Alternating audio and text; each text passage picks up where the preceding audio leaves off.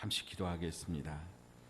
하나님 아버지, 오늘도 저희를 부르셔서 주님의 말씀 앞에 머리를 숙이게 하시니 감사합니다. 하나님, 생명의 말씀, 창조의 말씀, 능력의 말씀을 오늘도 이 시간 우리 가운데 주시어서 이 말씀을 들을 때 우리에게 생명력이 샘솟듯 일어나게 하여 주시고, 하나님 우리의 어두움의 삶이 빛이 보이게 하여 주시고, 우리가 어디로 가야 할지 모를 때 진리의 길로 인도하여 주시옵소서. 우리 주 예수 그리스도의 이름으로 간절히 기도하옵나이다. 아멘. 8월 마지막 주 주일 일부 예배에 오신 여러분을 주님의 이름으로 환영하고 축복합니다. 우리 성경책 가슴에 안고 한 목소리로 고백합니다. 나는 예수님을 구주로 믿습니다. 나는 구원받았습니다. 나는 이 말씀을 믿습니다. 나는 행복합니다. 아멘.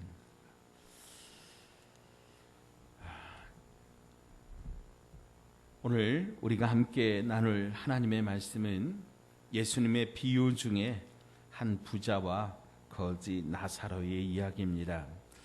이 비유 가운데는 여러 가지 함축적인 내용들과 반전이 숨겨져 있습니다.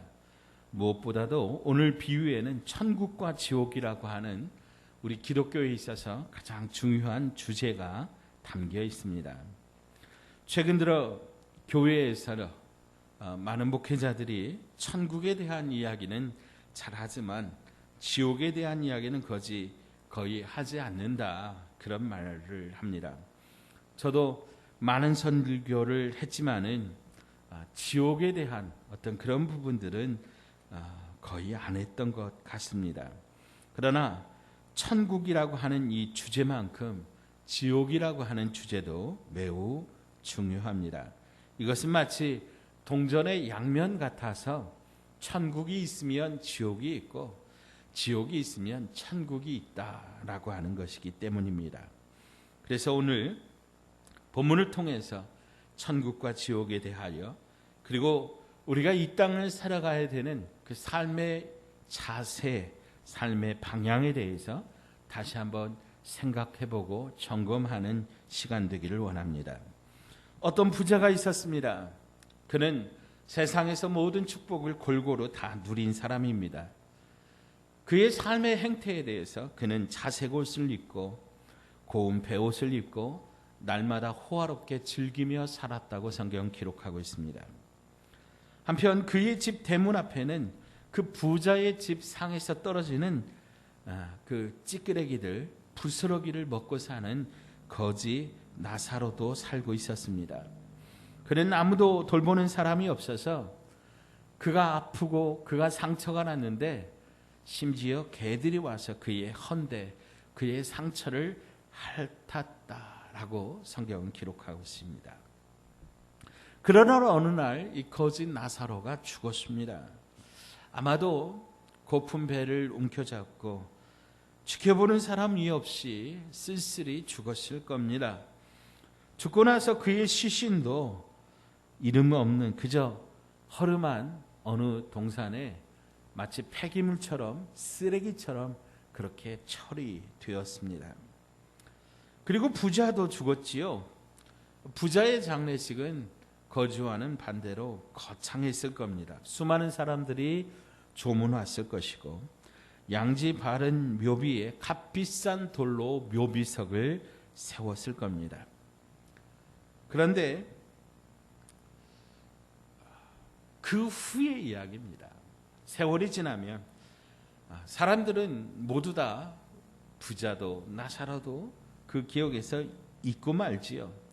사람들은 그들이 죽은 이후에 대해서 알 수가 없기 때문에 아무도 그 이후의 이야기를 알 수 없기 때문에 잊어버리지요.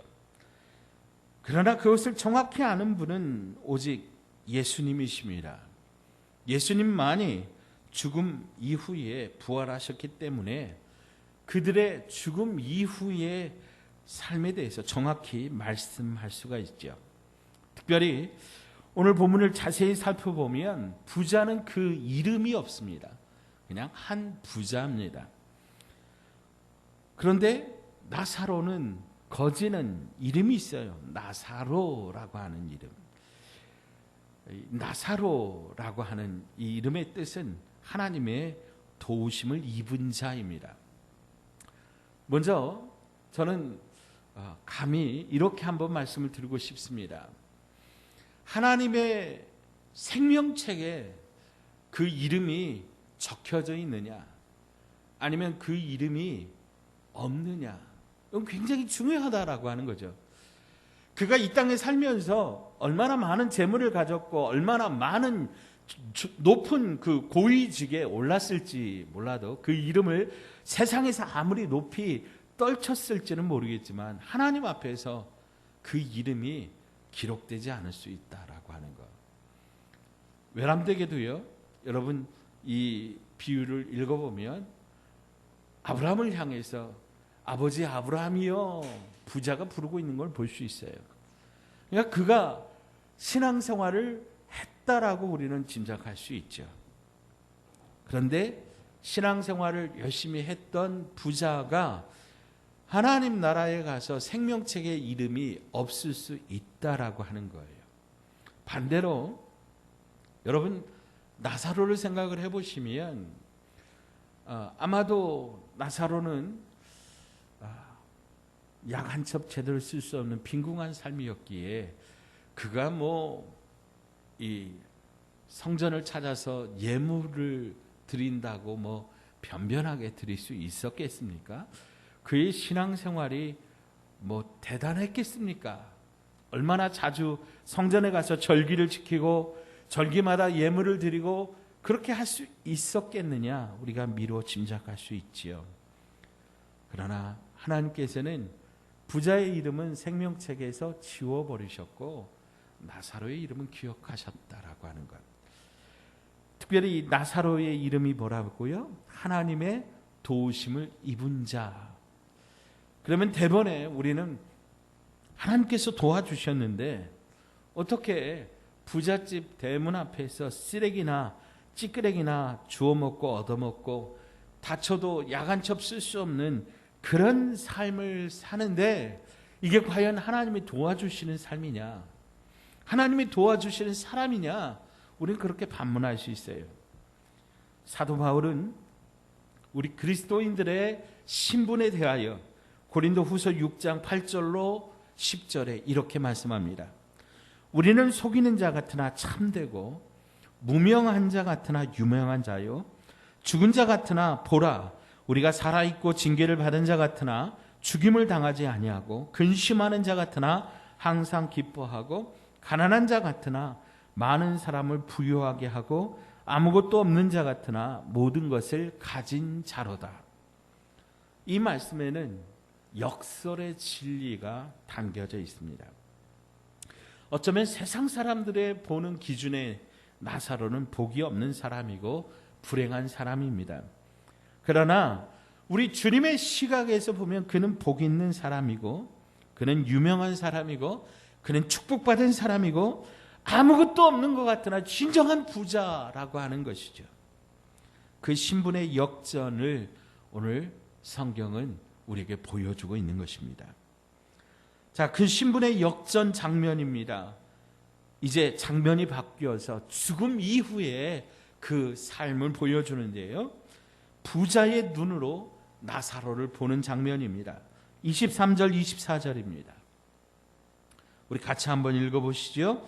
그가 음부에서 고통 중에 눈을 들어 멀리 아브라함과 그의 품에 있는 나사로를 보고 불러 이르되 아버지 아브라함이여 나를 긍휼히 여기사 나사로를 보내어 그 손가락 끝에 물을 찍어 내 혀를 서늘하게 하소서.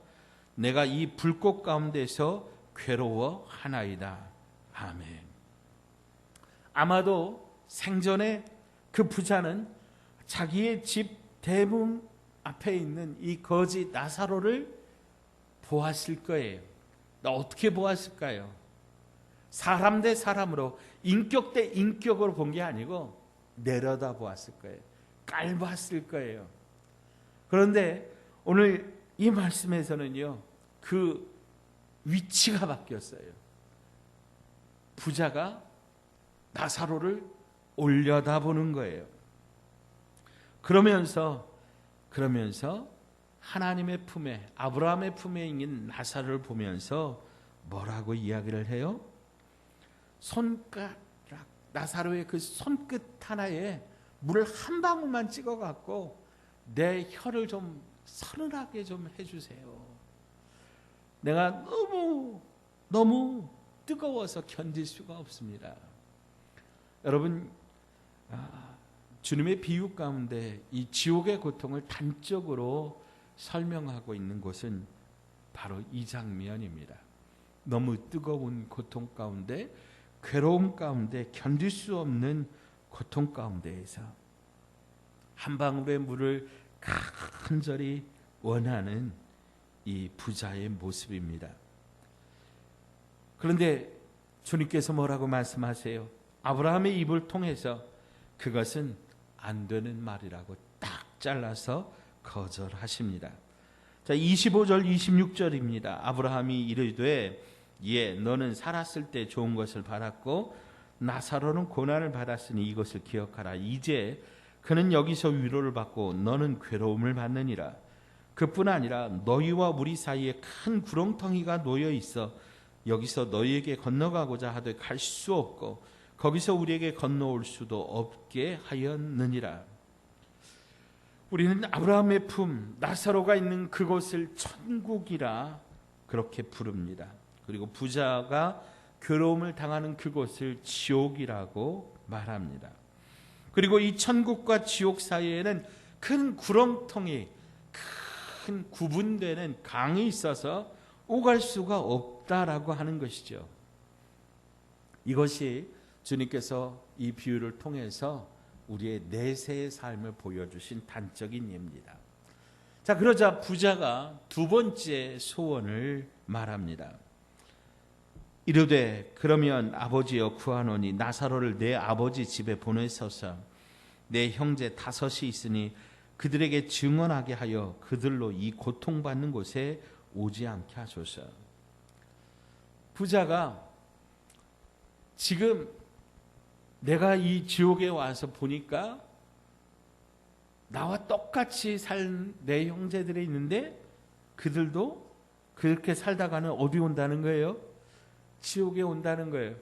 그러니 그들이 이곳에 오지 않도록 그렇게 좀 조치를 취해달라는 얘기예요. 그 조치가 뭐예요? 나사로를 다시 보내서 그들 똑바로 살라고, 정신 차리고 살라고. 우리말로 하면 예수 잘 믿고 믿음 큰 치림 붙잡다가 그렇게 살라고, 그렇게 권면해 달라고 하는 거예요. 그런데 역시 이 부탁도 아브라함의 입을 통해서 또 단칼에 거절합니다. 자, 29절로 31절입니다. 아브라함이 이르되 그들에게 모세와 선지자들이 있으니 그들에게 들을지니라. 이르되 그렇지 아니하니이다. 아버지 아브라함이여 만일 죽은 자에게서 그들에게 가는 자가 있으면 회개하리이다. 이르되 모세와 선지자들에게 듣지 아니하면 비록 죽은 자 가운데서 살아나는 자가 있을지라도 권함을 받지 아니하리라 하였다 하시니라. 그들에게 모세와 선지자들이 있으니 그들에게 들을지니라. 이 말씀은 그들에게도 성경이 있고 그들에게도 목회자가 있으니 그 목회자의 말씀을 들어야 된다. 그들에게도 하나님의 말씀이 있으니 선포되는 하나님의 말씀을 들어서 그들이 회개하고 그들이 깨달아야 된다. 특별히 오늘 말씀 가운데 복선이 담겨 있는데 죽은 자 가운데 다시 그들에게 가는 자가 있으면 저들이 듣고 회개할 것이다. 이것은 예수님이 비유 가운데 자기의 이야기를 담으신 거예요. 죽었다가 살아난 사람은 오직 예수님밖에 없어요. 그런데 예수님께서 다시 가서 그들에게 말씀을 전해도 그들이 예수님의 이야기를 듣느냐 안 듣는다는 거예요. 모세와 선지자들을 통하여 살아계신 하나님의 말씀을 듣지 않았는데 죽은 자가 다시 가서 아무리 가서 이야기한다 한들 그들이 듣지 않고 깨닫지 않는다라고 하는 거죠. 그러면 이 말씀을 통해서 오늘 저와 여러분에게 주시는 하나님의 말씀은 무엇입니까? 첫째로 사람은 누구나 다 죽는다라고 하는 거예요. 여러분, 사람은 누구나 다 죽습니다. 빈부, 귀천, 남녀노소, 유식한 자나 무식한 자를 막론하고 사람은 다 죽는다는 것을 우리는 기억해야 됩니다. 시편 90편 10절에 우리의 연수가 70이요 강건하면 80이라도 그 연수의 자랑은 수고와 슬픔뿐이요 신속히 가니 우리가 날아가나이다. 히브리서 9장 27절에 한 번 죽는 것은 사람에게 정해진 것이요 그 후에는 심판이 있으리니. 분명히 어느 순간 우리에게도 불현듯 이 죽음이라고 하는 것이 다가온다고 하는 거예요. 죽음은 공평한 것이기에 부자도 죽고 나사로도 죽고 건강한 자나 병든 자나 한 번은 꼭 죽게 되는 것입니다. 아마 이 자리에 있는 우리 사랑하는 믿음의 가족들도 뭐 한 60년 이후에 이 자리에 얼마나 남아 계실지, 아마 우리 젊은 청년들이나 학생들이 아니면 아마 이 자리에 없을 거예요. 가기 싫어도 가야 되는 거예요. 우리가 인생을 살면서 반드시 죽는다고 하는 사실에 대하여 우리는 항상 기억해야 된다고 하는 거죠. 부자와 같이 잘 먹고 호의호식을 하는 삶도 죽고, 나사로 같이 가난해서 잘 먹지 못하고 빌어먹고 아파해도 결국에는 죽고, 가끔 우리는 이것을 잊어버리고 삽니다. 그래서 영원히 살 것처럼 욕심내고 반대로 오늘만 사는 것처럼 삶을 낭비한다라고 하는 거죠. 사랑하는 여러분, 우리가 가장 잘 사는 법은요, 오늘 나에게 주어진 이 하루를 최선을 다하여 하나님 앞에서 살아가는 겁니다. 최선을 다하여 사랑하고 섬기며 예배하고 용서하며 감사로 이 하루를 채워나가는 것입니다. 매일매일 성실하게 주님과 동행하는 그 삶이 쌓여서 우리의 평생이 되는 것입니다. 사랑하는 여러분, 바라기는 여러분 오늘 이 하루가 하나님 앞에 최선을 다하여 사는 그런 하루가 되시기를 주의 이름으로 축복합니다. 그래서 이 하루들이 쌓여서 우리의 평생이 되는 거예요. 둘째로 반드시 천국과 지옥이 있다라고 하는 거예요.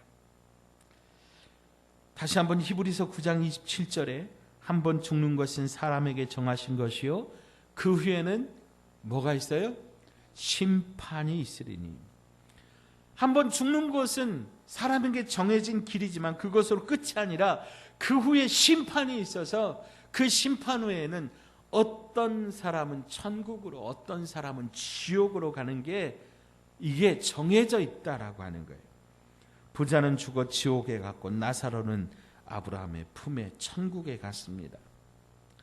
우리나라의 귀신 이야기나 또 뭐 다른 여러 가지 뭐 천주교의 그 연옥 이야기나 이런 것들을 보면 죽은 후에 영혼이 귀신이 되어 막 떠돌아다닌다고 이야기하는데 성경에서 그렇게 가르친 곳은 전혀 없습니다. 이것은 사람이 만든 이야기에 불과합니다. 여러분, 분명히 천국과 지옥은 있습니다.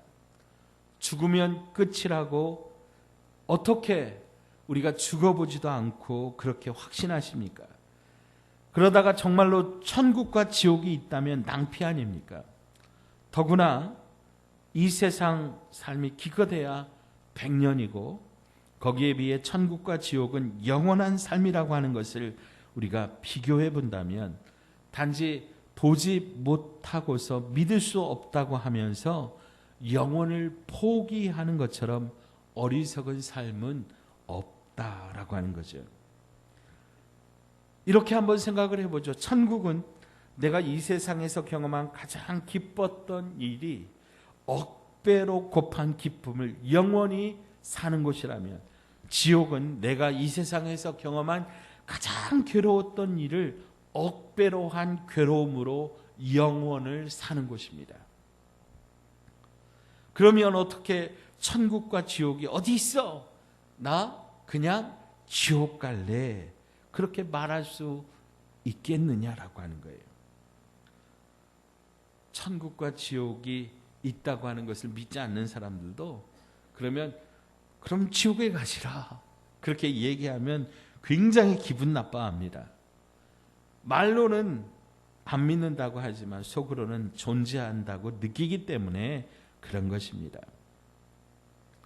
여러분, 세계에서 가장 많은 언어로 번역되고 가장 오랜 세월 베스트셀러인 성경, 진리의 말씀인 이 성경이 분명히 천국에 대하여 여러 곳에서 말씀하고 있습니다.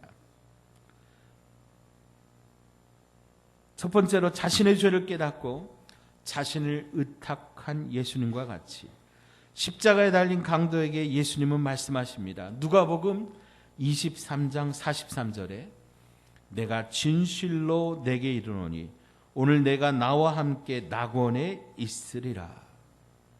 자, 두 번째로 바울 사도는 스스로 셋째 하늘, 즉 낙원에 이끌려간 체험을 고린도후서 12장 2절로 4절에 말씀하고 있습니다. 자, 세 번째는 요한계시록 2장 7절에 예수님께서 이렇게 말씀하십니다. 귀 있는 자는 성령이 교회들에게 하시는 말씀을 들을지어다. 이기는 그에게는 내가 하나님의 낙원에 있는 생명나무의 열매를 주어 먹게 하리라. 또 네 번째로 요한복음 14장 1절로 3절에 예수님께서 고별 설교를 통해서 너희는 마음에 근심하지 말라. 하나님을 믿으니 또 나를 믿으라. 내 아버지 집에 거할 곳이 많도다. 그렇지 않으면 너희에게 일렀으리라. 내가 너희를 위하여 거처를 예비하러 가노니 가서 너희를 위하여 거처를 예비하면 내가 다시 와서 너희를 내게로 영접하여 나 있는 곳에 너희도 있게 하리라 말씀하십니다. 또 요한계시록 21장에도 해가 없이 하나님의 영광의 빛이 비치는 새 예루살렘, 정금길과 12 진주문과 12 보석으로 꾸며진 천국을 묘사하고 있습니다. 그야말로 천국의 영광과 화려함을 인간의 언어로 표현할 길이 없다라고 하는 거예요. 그곳엔 눈물도 사망도 애통하는 것도 없는 곳이라고 말씀합니다. 또한 성경은 지옥에 대해서도 증언하고 있습니다. 데살로니가 후서 1장 8절로 9절에 하나님을 모르는 자들과 우리 주 예수 그리스도의 복음에 복종하지 않는 자들에게 형벌이 내려지리니 이런 자들은 주의 얼굴과 그의 힘의 영광을 떠나 영원한 멸망의 형벌을 받으리로다. 또한 천국도 영원하고 지옥의 고통도 영원하다 말합니다. 요한계시록 14장 11절에 그 고난의 연기가 세세토록 올라가리로다. 짐승과 그의 우상에게 경배하고 그 이름의 표를 받은 자는 누구든지 밤낮 쉼을 얻지 못하리라 하더라. 요한계시록 20장 10절에 또 저희를 미혹하는 마귀가 불과 유황못에 던지우니 거기는 그 짐승과 거짓 선지자도 있어 세세토록 밤낮 괴로움을 받으리라. 또 마가복음 9장 48절 49절에 거기는 구더기도 죽지 않고 불도 꺼지지 아니하느니라. 사람마다 불로 소금 치듯 함을 받으리라. 불에만 조금 데여도 뜨거운데 거기에다가 소금을 치면 얼마나 고통스럽겠느냐라고 하는 거죠. 그런데 그 지옥에서는 구더기도 죽지 않는, 참으로 죽을 수 없는 영원히 고통을 견디며 그곳에 산다라고 하는 거죠. 그래서 미국 부흥운동의 주역이신 부흥사 무디 목사님이 이렇게 말씀하셨습니다. 만일 지옥이 없다면 많은 시간을 들여서 성경 읽을 필요가 없다. 성경 다 불태워야 된다. 만일 지옥이 없다면 많은 돈을 들여서 교회 지을 필요도 없다. 지옥이 없다면 있는 예배당도 모두 다 사교시설, 오락시설로 바꿔야 된다 그랬습니다. 사랑하는 여러분, 천국과 지옥이 없다면 성경은 그야말로 사기책입니다. 예수님은 사기꾼입니다. 나와 여러분도 다 사기꾼입니다. 그러나 여러분, 천국과 지옥은 분명히 있습니다. 사실이니까 그 많은 믿음의 선조들도 목숨을 걸고 생명을 걸고 이 복음을 전했고, 그리고 오늘 저와 여러분도 믿고 있는 것입니다. 자, 셋째로, 그러면 왜 이 말씀을 주셨을까요? 예수님께서 이 말씀을 하신 대상을 살펴보면 이 말씀의 대상은 유대인들이고 특별히 바리새인들에게 하시는 말씀입니다. 그들은 모두 자신들은 하나님을 잘 믿는다고 생각을 하고 있었고, 죽으면 천국의 아랫목, 즉 천국에서 가장 좋은 자리는 자기들의 것이라고 생각을 하고 있었기 때문에 예수님께서 그들의 잘못된 생각을 깨트리시려고 주신 말씀이 바로 오늘 이 말씀입니다. 누가복음 16장 13절에 예수님이 불의한 청지기의 비유의 결론을 말씀하시면서 이렇게 말씀하십니다. 우리 찾아보시죠. 누가복음 16장 13절.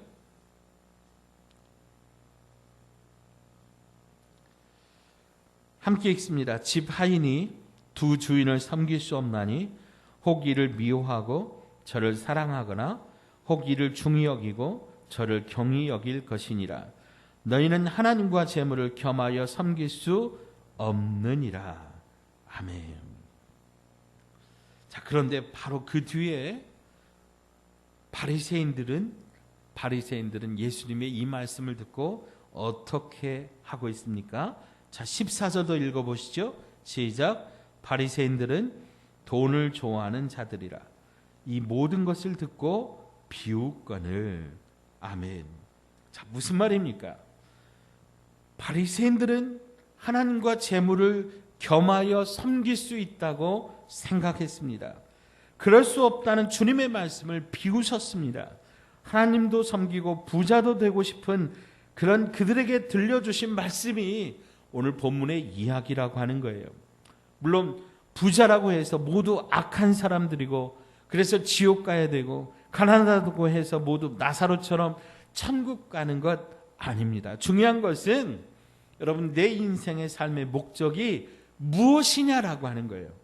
내가 진정으로 회개했는지를 알려면 나의 물질과 나와 하나님과의 관계가 어떠한가를 살펴보라고 하는 거예요. 사실 우리는 입으로는 영적인 삶을 말하면서도 속으로는, 우리의 속마음은 물질적으로도 어떻게든 부유하게 살고 싶어 합니다. 그런데 이것이 바로 바리새인들과 오늘 본문의 부자의 태도였다라고 하는 거예요. 예수 믿는다고 하면서도 물질에 대한 욕심을 버리지 못하는 사람들이 많습니다.